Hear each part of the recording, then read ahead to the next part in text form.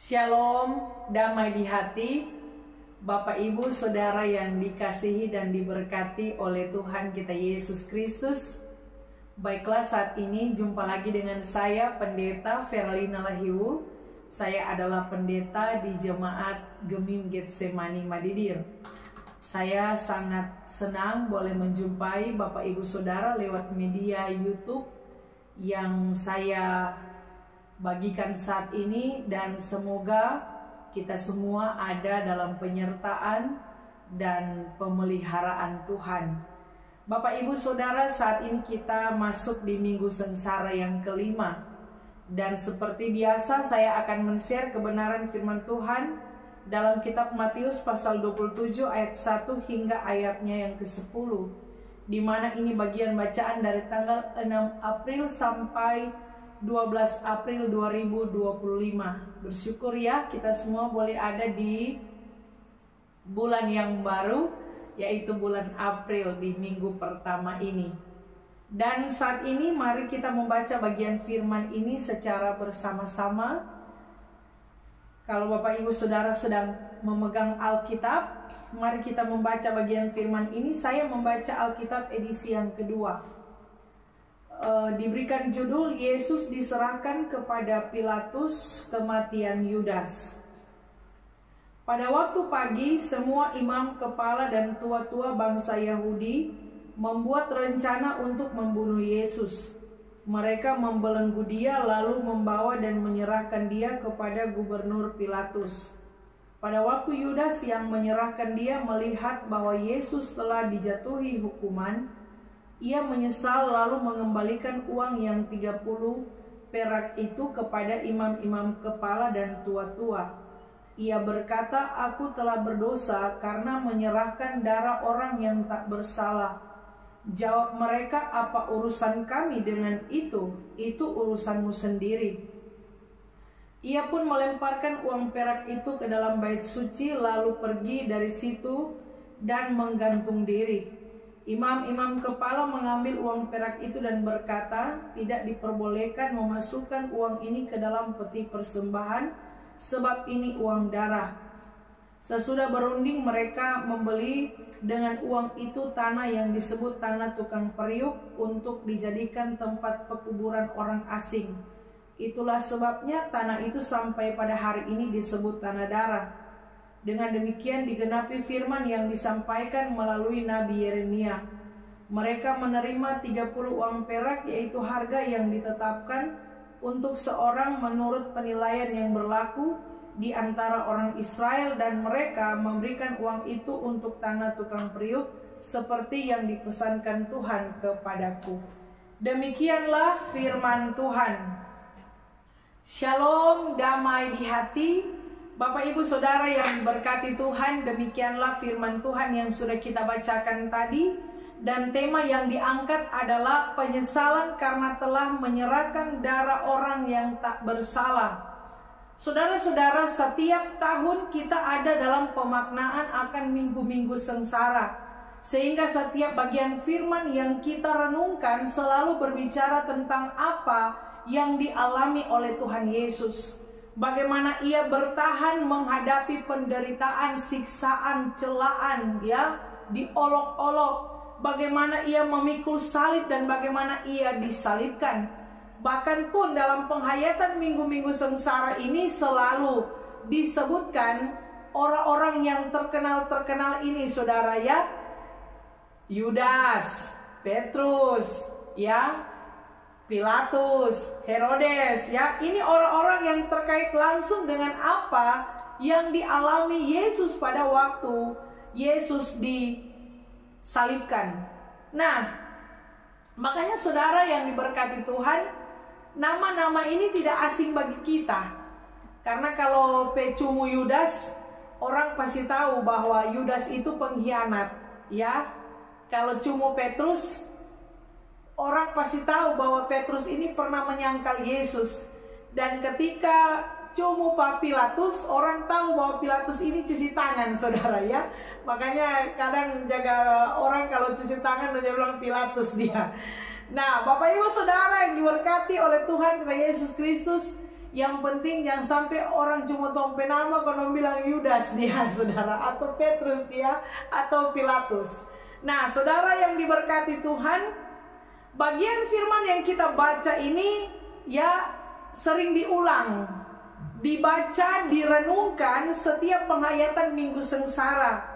Tapi saya yakin sekalipun diulang, ya, dibaca, direnungkan setiap tahun, pasti selalu ada sesuatu yang baru yang mau dipesankan bagi kita lewat kebenaran firman Tuhan ini.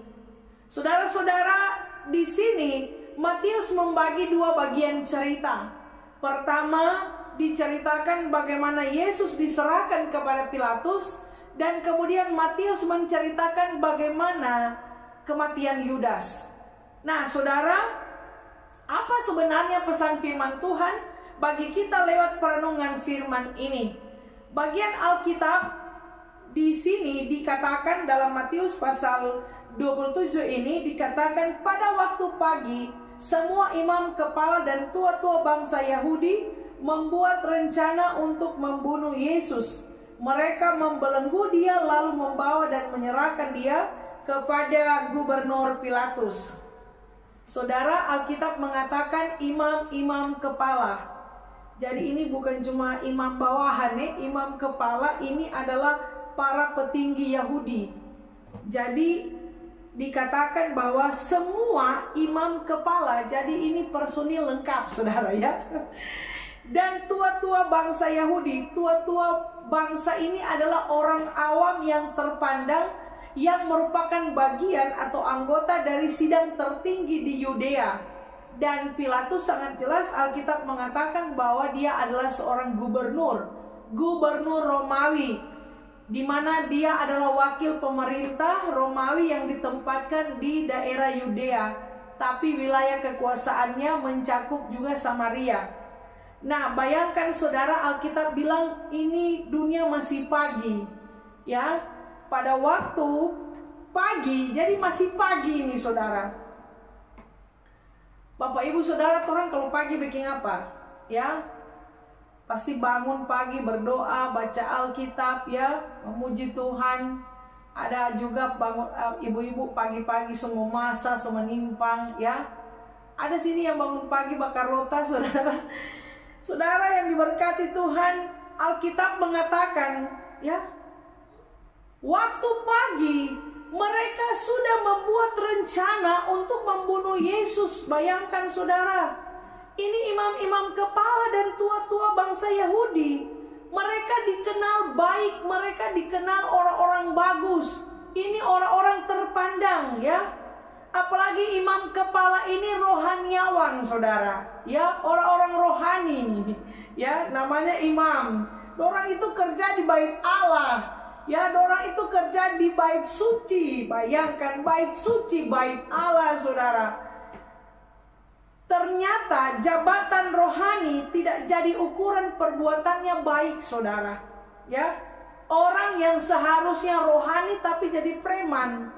Ini kok orang rohani ini, imam kepala ini, yang mengajar di bait Allah, yang bekerja di bait Allah, saudara, seharusnya pagi itu ya beribadah, bukan pagi itu merencanakan kejahatan.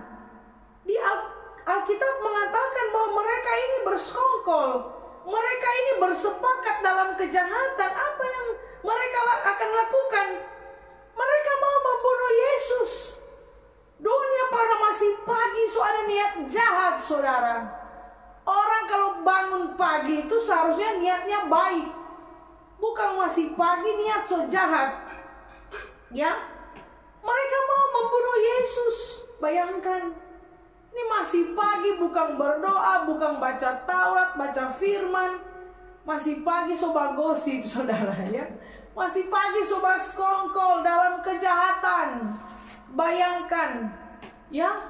Bapak ibu tahu yang dilakukan oleh imam kepala ini, mereka ini adalah pemimpin, ya, petinggi Yahudi. Mereka yang memimpin upacara keagamaan di bait Allah. Imam kepala ini mereka yang mempersembahkan korban. mereka yang menafsirkan hukum Taurat, mereka yang selalu ada di bait Allah, tetapi mereka yang merencanakan kejahatan, saudara. Bayangkan. Makanya Bapak Ibu Saudara, kalau rohani jangan cuma di cover, cuma di luar, ya. Rohani itu mesti luar dalam. Dalam dan luar itu rohani. Jangan di luar rohani, dalam rohana, saudara, ya. Bapak Ibu Saudara diberkati Tuhan, luar dalam itu bagus. Jangan di luar cuma bagus, di dalam busuk semua, jahat semua, saudara, ya. Mereka melakukan ini kepada Yesus. Sebenarnya apa penyebabnya, saudara, ya? Kenapa mereka lakukan ini kepada Yesus? Padahal dorong orang-orang gereja, dorong orang-orang yang ada di bait Allah, orang-orang yang ada di tempat ibadah, orang-orang yang tahu kebenaran, saudara. Kenapa mereka melakukan ini? Alkitab mencatat, mari kita baca di ayat 18. Waktu mereka menyerahkan Yesus kepada Pilatus, ayat 18, Pilatus mengatakan, saudara, ia sudah mengetahui bahwa mereka menyerahkan Yesus karena dengki. Jelas sekali, saudara, ya. Kenapa imam-imam kepala dan tua-tua bangsa Yahudi melakukan hal ini? Karena mereka dengki kepada Yesus. Saudara, dengki ini apa? Perasaan benci, perasaan tidak suka, ya, sangat marah karena sangat iri kepada keberuntungan orang lain. Nah, itu orang dengki. Cek, saudara, kalau orang ini ada dengki atau nyanda, ya. Karena orang kalau so dengki, ini ciri-ciri, saudara. Catat baik-baik, ya. Orang kalau so dengki suka cari orang pesalah. Orang kalau so dengki, dia nyandak suka kalau orang lain lebih dari dia. Orang kalau so dengki, dia tidak suka orang lain sukses dan berhasil. Orang kalau so dengki, senang lihat orang susah, susah lihat orang senang. Nah, itu dia orang kalau so dengki, saudara, ya. Makanya orang kalau so dengki, pamangiri hebat, pamangiri sangat, saudara, ya. Untuk itu jangan orang mendengki. Itu hanya akan merusak orang pe hati. Bayangkan ini imam-imam, saudara, ya. Jangan sampai ini terjadi pada imam-imam di zaman ini, saling mendengki, saling mengiri satu dengan yang lain. Saudara, apakah orang tidak tahu firman? Apakah orang tidak tahu Taurat? Tahu. Apakah orang yang tahu bait Allah? Apakah orang tidak tahu bait suci? Tahu, saudara. Hari-hari orang di situ. Tapi saudara yang diberkati oleh Tuhan kita Yesus Kristus, ya, tadi saya katakan jangan sampai orang sama dengan imam-imam ini. Orang-orang yang tahu firman, orang-orang yang tahu gereja, orang-orang yang ada di ibadah, yang ada di persekutuan, tapi justru orang yang ada kedengkian, orang yang ada iri hati, orang yang ada kebencian, yang tidak suka dengan orang lain keberhasilan dan kesuksesan. Cek orang pe hati, saudara. Apakah orang ada dengki? Apakah orang ada iri hati? Bertobat kalau ada. Jangan seperti para imam-imam yang berlindung pada jubah kebesaran, mar de pedalam busu semua, saudara. Hati-hati. Sehingga biarlah kehidupan kita sebagai orang percaya, apalagi kita sebagai pelayan-pelayan Tuhan, sebagai orang Kristen, pengikut Kristus, sebagai orang percaya, biarlah kita betul-betul menjadi orang Kristen yang luar dalam bagus. Yang cuma cover, yang cuma di luar tuh bagus, mari dalam besai, saudara, ya. Tapi biarlah kita menjadi orang Kristen yang luar biasa di hadapan Tuhan. Saudara yang diberkati Tuhan. Kemudian ayat 3 mengatakan, ya, pada waktu Yudas yang menyerahkan dia melihat bahwa Yesus telah dijatuhi hukuman, ia menyesal lalu mengembalikan uang yang 30 perak itu kepada imam-imam kepala dan tua-tua. Saudara yang diberkati oleh Tuhan kita Yesus Kristus, Siapa Yudas ini, saudara? Tadi kita bilang toh, pecumu Yudas pasti tahu. Yudas ini seorang pengkhianat, betul. Ya, pengkhianat dia, saudara. Makanya jangan jadi sama dengan Yudas, pengkhianat. Saudara, dia ini adalah murid Yesus. Dia dekat dengan Yesus. Bahkan dia pernah marah kepada Maria, saudara Lazarus, yang meminyaki kaki Yesus dengan minyak narwastu, minyak yang mahal. Dia bilang minyak itu kalau so jual kasih ke orang miskin masih lebih bagus. Ini Yudas ini, saudara, ya. Padahal ada motif di balik itu semua, di perkataan itu, saudara. Ia ini terobsesi dengan uang, dengan doi. Karena dia bendahara, saudara, ya. Bendahara itu seorang yang dapat dipercaya. Yudas ini dipercaya, saudara. Ya, dia bendahara, terobsesi dengan uang. Nah, ini bahaya, ya. Jangan sampai uang mengendalikan kita, tapi kita yang harus mengendalikan uang. Jangan terobsesi dengan uang. Jangan terpesona dengan uang, tapi biarlah Tuhan yang mempesona kehidupan kita. Sang pemberi berkat. Jangan kita terpesona dengan berkat Tuhan, tapi kita terpesona dengan Sang pemberi berkat di dalam kehidupan kita. Saudara, Alkitab bilang Yudas itu menyesal, ya. Maksud terlambat, saudara. Dia menyesal karena sudah dijatuhi hukuman mati. Sudah dijatuhi hukuman itu artinya itu so final, ya. Persepakatan, persekongkolan, perencanaan itu sudah final, ya. Dijatuhi hukuman itu so final, bahwa memang dorang akan mematikan Yesus, saudara. Itu final. Tapi orang Yahudi, pimpinan Yahudi itu tidak bisa menghukum mati seseorang. Itu hanya bisa dilakukan oleh pemerintah Romawi pada waktu itu. Makanya Yesus digiring kepada Pilatus, diantar, ya, diserahkan kepada Pilatus, karena kuasa untuk motoki itu, mau putus itu, hukum mati dan nyanda itu ada pada pemerintah. Bapak Ibu Saudara yang diberkati oleh Tuhan Yesus Kristus, mau menyesali Yudas waktu itu, saudara, sudah terlambat. Tapi masih mending dia menyesal, ya, saudara. Mari kita ikuti bersama bagian kedua ini, saudara. Nah, ada di antara Bapak Ibu Saudara yang DP nama Yudas. Ada orang yang mau pakai nama Yudas, saudara, ya. Tidak sedikit kelakuan seperti Yudas, ya. Bapak Ibu Saudara yang diberkati oleh Tuhan kita Yesus Kristus, mungkin tidak ada nama Yudas, tapi kalau posisi seperti Yudas ada kan, saudara, ya. Bendahara, pegang doi, pasti ada, ya. Status bendahara, asisten bendahara, pemegang uang, ya, di kolom, di UPK. Ini posisi Yudas, saudara. Hati-hati, ya, hati-hati, saudara. Ini orang kalau dia pegang doi, hati-hati, ya. Karena doi ini bisa merusak segalanya, saudara, kalau tidak dikelola dengan baik. Nah, Bapak Ibu Saudara yang diberkati Tuhan, Yudas bersepakat dengan para imam. Yudas bersekongkol dengan para imam dan tua-tua Yahudi, saudara, ya. Yudas mengatakan, apa yang kudapat jika kuserahkan Yesus? Bayangkan, saudara, ya. Ini dia bernama barter, ya. Kita dapat, nggak dapat, saudara. Apa yang kudapat ketika menyerahkan Yesus? Saudara, mereka membuat kesepakatan. Mereka memberikan uang kepada Yudas. Pada waktu itu mereka memberikan uang berjumlah 30 perak. 30 keping perak, saudara, ya. Karena tadi saya katakan Yudas ini terobsesi dengan uang dan doi, saudara. Jadi pelia doi gelap mata, saudara, ya.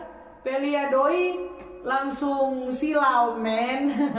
Saudara yang diberkati Tuhan, ini doi ini kalau tidak diperuntukkan dengan baik bisa bahaya, saudara, ya. Ada bu bilang sedang setan suka doi, apalagi orang, saudara, ya. Saudara yang diberkati Tuhan, kalau orang baca 1 Timotius 6 ayat 10a bilang begini, Karena akar segala kejahatan ialah cinta uang.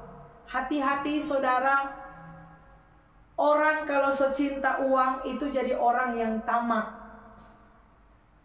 Saudara, jangan sampai kita mencintai uang, tapi kita mencintai sang pemberi uang, sang pemberi berkat. Kita tahu uang itu berkat yang Tuhan beri di dalam kehidupan kita. Tapi jangan sampai kita terlalu mencintai uang, bukan mencintai Tuhan. Torang butuh uang, torang butuh doi, tapi uang bukan segala-galanya, namun Tuhan segala-galanya di dalam kehidupan kita. Saudara, orang kalau so cinta doi, ya, dia nyana akan pernah puas. Makanya jangan mencintai uang. Karena orang kalau saking mencintai uang, dia tidak akan pernah puas. Dia gaji 1 juta, nyana mau puas. Dia mau 5 juta, serta dapat 5 juta nyana puas. Seakan dia miliki dunia inilah nyana mau puas, karena dia tamak, karena cinta doi, cinta uang, saudara. Makanya Alkitab bilang akar dari segala kejahatan itu cinta uang. Ya, orang kalau mencintai uang tidak akan pernah puas. Dan orang kalau mencintai uang, dia berani berdosa, saudara. Yang penting dapat doi. Ya, itu orang kalau cinta uang berani berdosa, berani korbankan nama baik, berani korbankan harga diri, berani korbankan integritas hanya karena supaya dapat doi, saudara. Itu orang kalau cinta uang. Ya, orang kalau cinta uang dia tidak takut lagi berdosa demi doi, saudara. Ya, jadi orang tukang tipu, tukang bohong, ya, karena cinta uang, saudara. Itu tadi yang saya katakan, orang butuh doi, saudara. Mau beli berasnya pakai doa, pakai doi. Ya, mau beli ikan nyak deng firman, saudara, pakai doi. Orang butuh. Tapi itu bukan segalanya di dalam kehidupan kita. Bapak ibu saudara yang diberkati Tuhan, jangan kita menipu demi uang, jangan kita berbohong demi uang, jangan kita berdusta demi uang. Ya, jual ikan toh, ikan melek jual, dong bilang ikan bagus, manta baru, padahal manta lama, saudara. Ya, ini ikan so melek, mata so putih, bikin putar balik, baru dari dari perahu ini, baru tangka ini, padahal so melek, tipu demi laku, dapat doi, saudara. Ya, makanya Bapak Ibu Saudara diberkati Tuhan, jangan sampai kita punya kelakuan seperti itu. Apalagi kalau orang pakai doi kas, saudara-saudara. Ya, Bapak Ibu Saudara yang diberkati Tuhan, jangan mau berdosa orang, ya.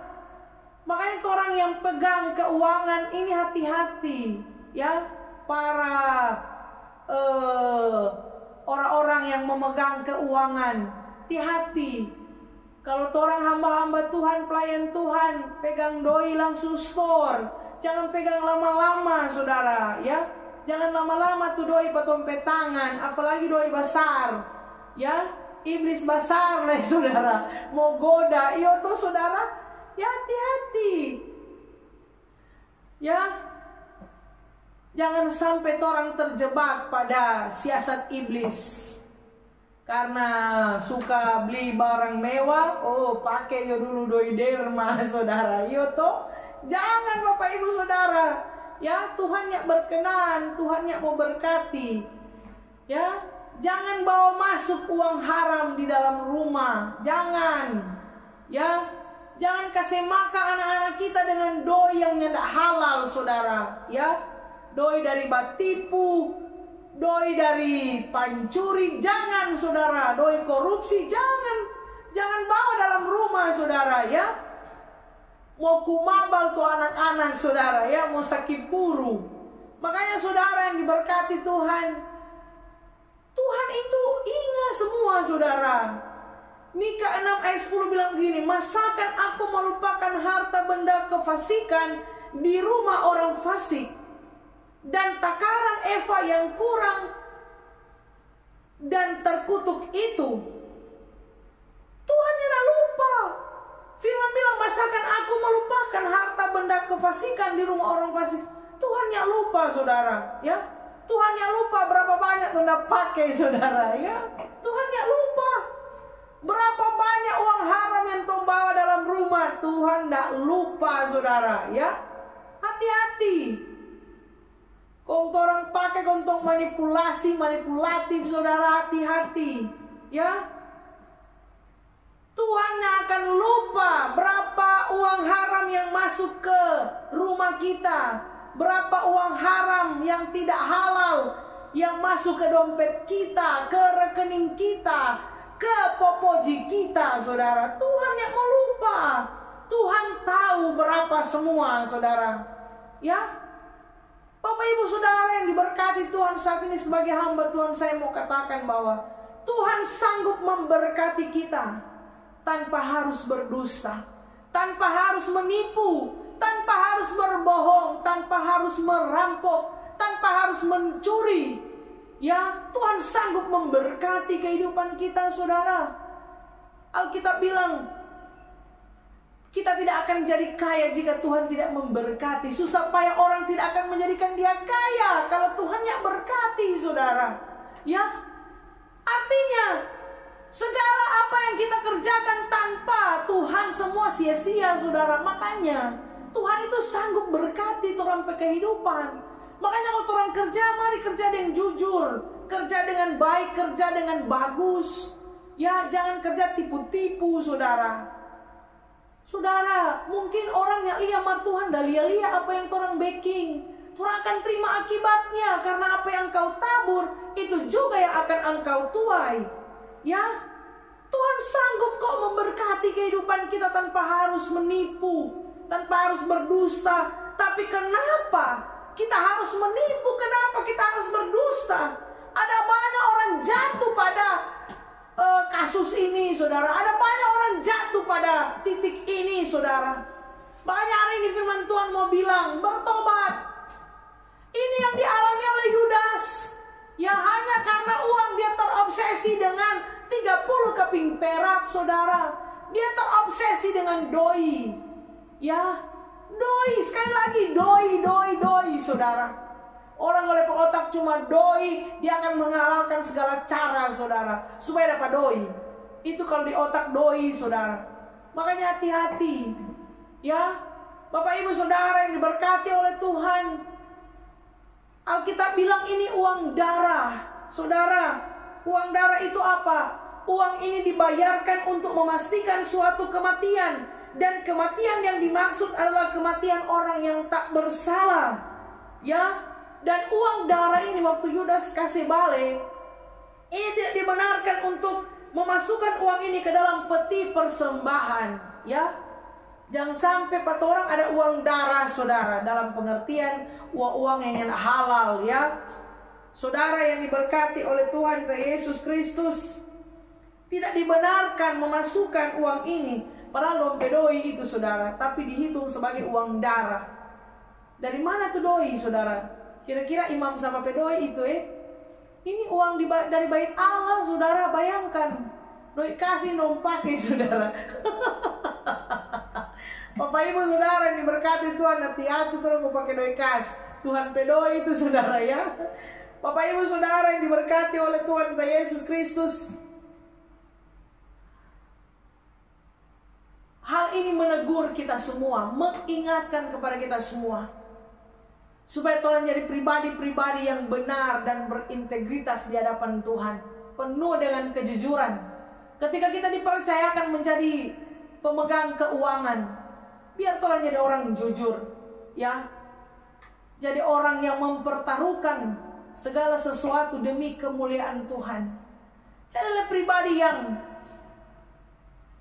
benar dan berkenan di hadapan Tuhan, saudara. Ketika Tuhan dapat kepercayaan memegang sesuatu, jaga baik-baik kepercayaan itu.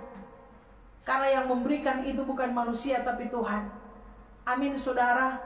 Manusianya tidak lihat tapi Tuhan dia lihat, saudara. Dan suatu saat dia akan singkapkan segala sesuatu yang kita lakukan sembunyi-sembunyi, saudara, Tuhan akan ungkapkan, ya, Tuhan akan tunjukkan. Yudas dan para imam bersepakat sembunyi-sembunyi di belakang Yesus, saudara, ya, tapi terungkap, ya, terungkap, saudara. Bapak Ibu Saudara yang diberkati Tuhan, bagian firman Tuhan mengatakan Yudas mengembalikan uang darah itu. Ia menyesal dan mengembalikan uang itu. Saudara, DP bagus Pak Yudas, dia kasih pulang. Berarti dia belum pakai, Kang, ya, karena masih utuh, dia sebalik, saudara, itu doi, ya. Mar kalau so pakai ganti, no, saudara, ya. Kalau so pakai ganti, kasih balik itu doi, ya, doi haram. Saudara yang diberkati oleh Tuhan Yesus Kristus, Yudas katakan, aku telah berdosa karena menyerahkan darah orang yang tak bersalah. Saudara, masih mending Yudas ini akui. Dia menyesal. Dia bilang, aku berdosa telah menyerahkan darah orang yang tak bersalah. Kasihan. Yudas akui itu, menyesal. Maksud terlambat, saudara, ya. Terlambat dalam pengertian bahwa Yesus sudah dijatuhi hukuman mati. Memang dorang so niat besar sekali membunuh Yesus, saudara. Ya. Bapak Ibu Saudara yang diberkati Tuhan, masih mending Yudas mengakui, ya, bahwa dia telah melakukan kesalahan. Tapi ada orang so salah masih kekeh, so salah masih muka tabal, so salah masih hati tabal, saudara, ya. Mengaku juga speringan, mengakui seperti Yudas, mengaku dan menyesal. Tapi yang disesali tindakan Yudas. Semuanya asal tarik mal, gantung diri, saudara, bunuh diri. Bapak Ibu Saudara yang diberkati Tuhan, kenapa ini bisa terjadi? Mari kita lihat bersama, saudara. Yudas ini sudah akui, ya, ia menyesal. Seharusnya, saudara, ini peran para imam, peran para tua-tua Yahudi pada waktu itu. Imam ini, mereka ini para imam, mereka ini adalah orang-orang rohani, orang-orang yang spiritual, saudara, ya. Seharusnya waktu Yudas datang, akui, menyesal, seharusnya dorang ini imam, dorang bimbing Pak Yudas, dorang arahkan Yudas, dorang beri penghiburan bagi pendosa yang menyesal ini, seharusnya, saudara, ya. Karena ini imam sunyak betul, ya, ini imam ini so nyak bagus, dompe hati, dompe otak, ya, dompe sikap so nyak bagus, saudara. Kalau dapat yang bagus, bagus. Makanya jadi pimpinan, jadi hamba Tuhan di sini para imam. Jadi seorang hamba yang bagus, ya. Mereka para imam seharusnya membimbing dan mengarahkan Yudas. Tapi apa yang terjadi? Makanya Yudas bunuh diri, saudara. Tapi apa yang terjadi? Waktu Yudas bilang, aku salah, aku menyesal, aku berdosa, apa dong bilang? Mereka berkata kepada Yudas, apa urusan kami dengan itu? Bayangkan, saudara, inilah itu para imam, ya. Dong bilang Pak Yudas, itu urusanmu sendiri. Bayangkan dong, nih mau tahu, saudara, nyak peduli. Imam lah model begini. Itu imam itu fungsinya seharusnya membimbing, menolong, mengarahkan. Ini malah dong bilang, apa urusannya dengan kami? Itu ada urusan, bukan dompe urusan. Bayangkan, Yudas ini datang, mereka ini pemimpin agama, ya. Yudas datang, akui salah. Maka karena dompet kontaknya betul, ini tuh dong bilang Pak Yudas, ya, itu bukan urusan kami, itu urusanmu sendiri. Aduh, bayangkan dia, saudara, ya. Ini para imam ini habis manis sepa dibuang. Ini dorang dari manfaatkan Pak Yudas, peralat Pak Yudas untuk mencapai dorang keinginan. setelah Yudas datang dengan penuh penyesalan dan pengakuan, dorang gak pusing saudara. Dorang bilang itu ngape urusan, bukan torang pe urusan. Nyak peduli dorang saudara, ya. Begitu lekang deng torang, kalau ada perlu manis sekali. Mar sarta so ilang perlu, ilang letu manis. Ilang manis jadi pahit saudara, ya. Habis manis sepa dibuang. Kalau ada perlu pe bagus sekali, mar sarta so ilang perlu pe jahat sekali tu model. Saudara yang diberkati Tuhan, Yudas kok datang Pak Imam? Seharusnya dia datang Pak Tuhan Yesus saudara.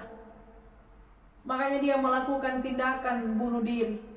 Dalam kekalutan, dalam tekanan, dalam bergejolak ya, penyesalan. Kalau dia bertemu dengan seorang yang membimbing dia, bertemu dengan orang yang tepat, mungkin dia tidak akan lakukan ini saudara.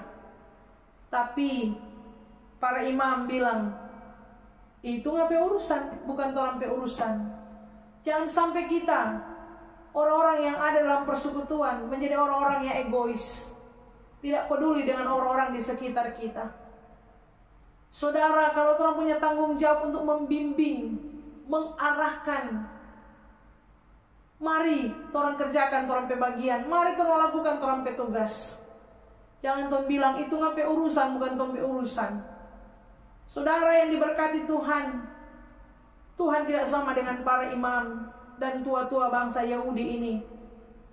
Tuhan selalu ada untuk kita.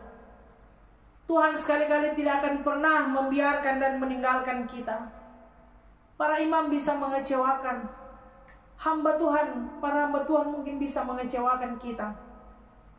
Tua-tua bisa menyakiti, tapi tidak dengan Tuhan. Saat dalam tekanan, dalam penderitaan dan pergumulan, jangan ambil jalan yang dijalani oleh Yudas. Jangan ambil keputusan yang dilakukan oleh Yudas, yaitu bunuh diri. Jangan saudara, ya. Beberapa saat yang lalu lagi marak bunuh diri. Jangan. Torang sama orangnya ada Tuhan. Torang punya Tuhan saudara, ya. Siapa orang tidak ada masalah, siapa orang tidak ada pergumulan. Setiap orang punya masalah, setiap orang punya pergumulan, persoalan, bahkan penderitaan di dalam kehidupan kita. Tapi orang jangan ambil tindakan seperti Yudas, bunuh diri saudara, karena itu tidak diperkenankan oleh Tuhan. Bapak ibu saudara yang diberkati oleh Tuhan kita Yesus Kristus, orang-orang percaya, orang-orang beriman, penderitaan bagian dari proses hidup.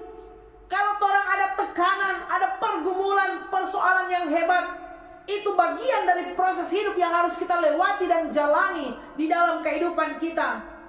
Karena tidak ada mahkota tanpa salib, saudara. Salib adalah lambang penderitaan. Orang yang bertahan sampai kesudahan akan beroleh selamat. Ketika hari-hari yang kita lewati, lalui ini berat, itu salib. Yang mesti orang pikul, itu sudah dilakukan oleh Yesus. Orang pesalibnya seberapa dengan apa yang dialami oleh Yesus, saudara. Ya, tapi setia, taat, pikul salib, penderitaan yang orang alami, maka orang akan menikmati mahkota kemuliaan yang Tuhan sediakan di dalam kehidupan kita. Percayalah saudara, Tuhan tetap pelihara dan berkati kita, asalkan Tuhan tetap andalkan Tuhan. Tuhan Yesus memberkati firman-Nya. Amin. Sampai jumpa kembali saudara. Jangan lupa terus dukung channel Pendeta Feral Lahiwu. Mohon maaf kalau ada salah-salah kata. Tuhan Yesus memberkati kita semua. Jangan lupa subscribe. Shalom, damai di hati.